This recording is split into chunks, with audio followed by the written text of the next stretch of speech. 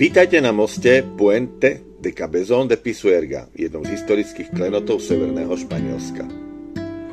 Tento kamenný most, postavený v 16. storočí cez rieku Pisuerga, predstavuje ukážku tradičnej španielskej architektúry.